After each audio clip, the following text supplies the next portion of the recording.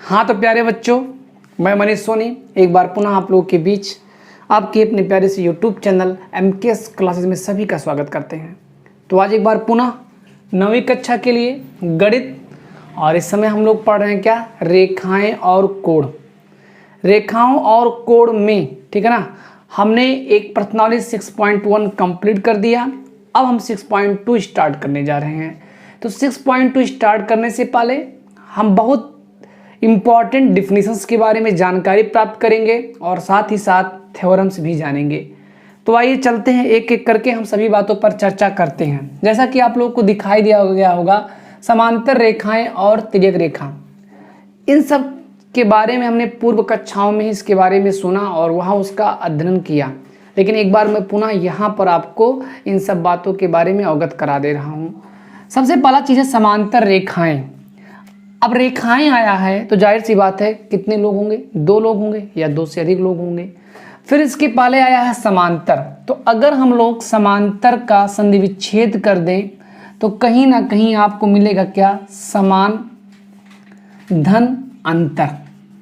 समान धन अंतर मतलब गणित के भाषा में हम बता रहे हैं, समांतर का संधि विच्छेद समान धन क्या हो गया, अंतर। तो कहीं ना कहीं, ठीक है ना, देखिए रेखाएं हैं तो रेखा के बारे में आप अवगत हैं। रेखाएं हैं तो मैंने कहा 2 या 2 से अधिक होंगे तभी रेखाएं, क्योंकि बहुवचन आया है यहाँ पर। तो रेखाएं हैं और साथ ही साथ समांतर हैं, तो समांतर का संधि विच्छेद समान धन अंतर मैंने बताया। तो यहाँ से एक बात स्पष्ट हो गया, अंतर होने के लिए कम से कम 2 लोगों का होना जरूरी है और अधिक से अधिक जितना आपके पास इच्छा हो, तभी तो अंतर हम बता पाएंगे। अब अंतर कब होगा, अकेले मेरे अंदर कोई अंतर है क्या, नहीं भाई, पड़ोस होते हैं, पड़ोस में 2 लोग के बीच कोई ना कोई अंतर होता है। तो यहाँ से भी पड़ोस का अंतर नहीं बताना है, हमें बताना रेखाओं का अंतर। तो यहाँ से समांतर रेखाएं, अगर हमारे पास सपोज करिए 2 रेखाएं, ठीक है ना, एक रेखा का नाम AB कर दें और दूसरे का नाम CD कर दें। अब क्या है, अगर AB और CD के बीच के जितने भी बिंदु हैं, प्रत्येक बिंदुओं पर उनके बीच की दूरी समान हो। सपोज करते हैं प्रत्येक के बीच की दूरी A सेंटीमीटर है। कितना है, A सेंटीमीटर। ये भी A सेंटीमीटर, ये भी A सेंटीमीटर। मतलब जहाँ भी देखेंगे आप हर जगह क्या पाएंगे, इनके बीच की दूरी का अंतर A ही है। तो उस स्थिति में ये जो हमारे पास AB होगा वो AB समांतर क्या होगा भैया, CD होगा। अब गणित की भाषा में इसका अगर सिंबल हम लोग लिखें तो AB पैरेलल CD होगा, ठीक है ना, AB समांतर CD। गणित के भाषा में आप समांतर लैंग्वेज मतलब समांतर वर्ड का यूज ना करें, आप उसके सिंबल का इस्तेमाल करें। तो ये AB समांतर क्या हो गया, CD हो गया। तो एक बार पुनः, अगर 2 रेखाओं के बीच प्रत्येक स्थान पर उनके बीच की दूरी समान हो तो ऐसी 2 रेखाएं क्या कहलाती हैं, समांतर रेखाएं कहलाती हैं। तो इतनी बात तो आपको समझ में आ गई। बाय सिंबल इन mathematical language AB parallel CD आप कहेंगे। इतनी बात समझ में आ गई, कोई दिक्कत नहीं होना चाहिए। अगला आता है हमारे पास तिर्यक रेखा, जिसे अंग्रेजी में हम ट्रांसवर्सल लाइन कहते हैं, ठीक है ना, ट्रांसवर्सल लाइन। अब ध्यान दीजिएगा, तिर्यक रेखा, तो कहीं ना कहीं तिर्यक का मतलब होता है क्या, ठीक है ना, आप इसके बारे में पढ़े हैं। कोई रेखा तिर्यक कब होगी, जब, ठीक है ना, किसी 2 रेखाओं को अलग अलग बिंदुओं पर प्रतिच्छेद करती है। प्रतिच्छेद का मतलब होता है काटना, इंटरसेक्ट। तो वो रेखा क्या कहलाती है, तिर्यक रेखा। जैसे मान लेते हैं हमारे पास एक रेखा ये है और एक रेखा ये है और एक रेखा ये है। इस रेखा का नाम AB दे दें, इस रेखा का नाम CD दे दें, इस रेखा का नाम LM दे दें। तो यहाँ से क्या है कि हमारे पास, मैंने कहा कि हेडिंग है तिर्यक रेखा, तो वह रेखा जो दी गई 2 रेखाओं को अलग अलग बिंदुओं पर प्रतिच्छेद मतलब काटती है, तो वह रेखा तिर्यक रेखा कहलाती है।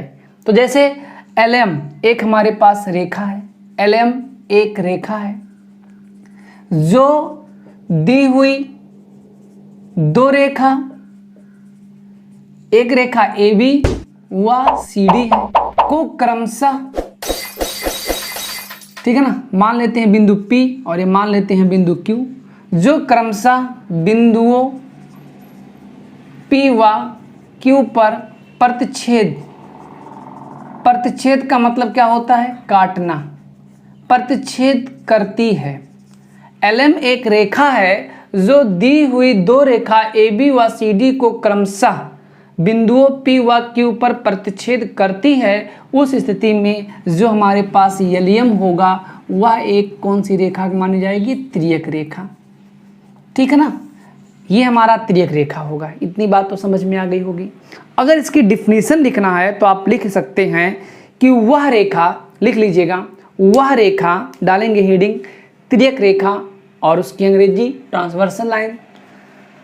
ठीक है ना, लिखिएगा वह रेखा जो दी हुई, वह रेखा जो दी हुई दो रेखाओं को अलग अलग बिंदुओं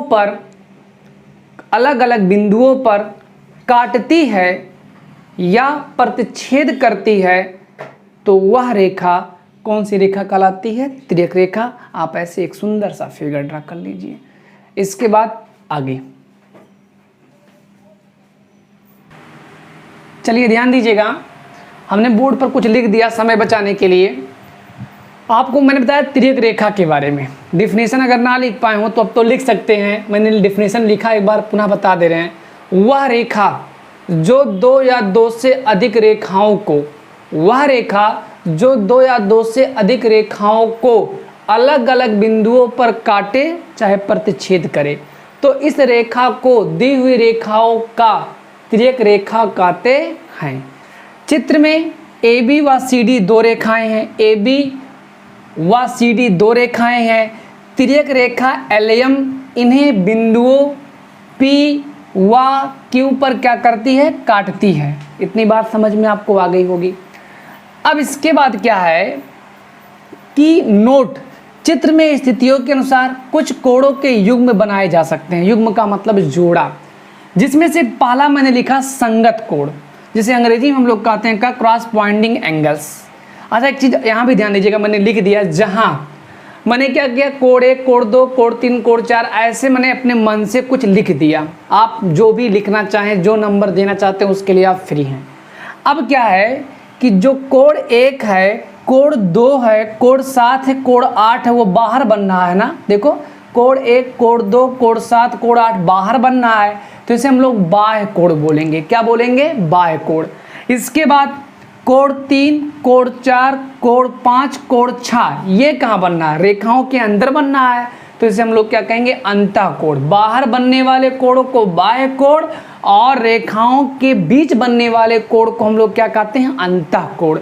इतनी बात तो सबको समझ में आ गई होगी। अब मैंने यहाँ लिखा क्या कि नोट में चित्र में स्थितियों के अनुसार कुछ कोणों के युग्म बनाए जा सकते हैं, जिसमें से संगत कोण है। जैसे मान लेते हैं ये हमारे पास एक रेखा है और यहाँ कोई ना कोई हमारा एक कोण बन रहा है ना। अब ध्यान दीजिएगा, मान लेते हैं यहाँ थीटा कोण बन रहा है, तो कोई पूछे यहाँ कितना कोण बनेगा? यहाँ तो भैया थीटा कोण ही बनेगा, क्योंकि इसी लाइन के साथ इसका एंगल बना है और इसी के ये पैरेलल है, तो जाहिर सी बात है ये कोण आपस में क्या होंगे? बराबर होंगे। तो यहाँ से ये सब प्रूफ होगा, मैं आगे आपको दिखाऊंगा। अब संगत कोण है, तो कोण 2 के संगत कौन होगा? कोण 6 होगा। तो मैं लिख रहा हूँ कोण 2, ठीक है ना, कोण 2 और कोण 6 ये युग्म हो गया। कोण 2 और कोण 6 ये हमारे संगत कोण हैं। इसके बाद कोण 1, कोण 5, कोण 1 और कोण 5 ये दोनों क्या हैं? संगत कोण हैं। इसके बाद कोण 4 और कोण 8, कोण 4 ये कोण का सिंबल होता है, कोण 4 और कोण 8, साथ ही साथ कोण 3 और कोण 7 ये भी हमारा क्या होगा? कोण 3 और कोण 7। मैंने लिखा कोण 2, कोण 6 संगत कोण, कोण 1, कोण 5 संगत कोण, कोण 4, कोण 8 संगत कोण, कोण 3, कोण 7 संगत कोण। इतनी बात समझ में आ गई।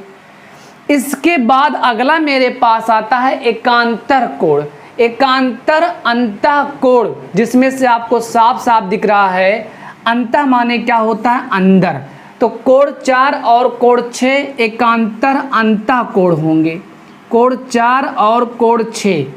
इसके बाद कोण 3 और कोण 5, कोण 3 और कोण 5 ये एकांतर अंतः कोण होगा। इसके बाद आता है एकांतर बाह्य कोण।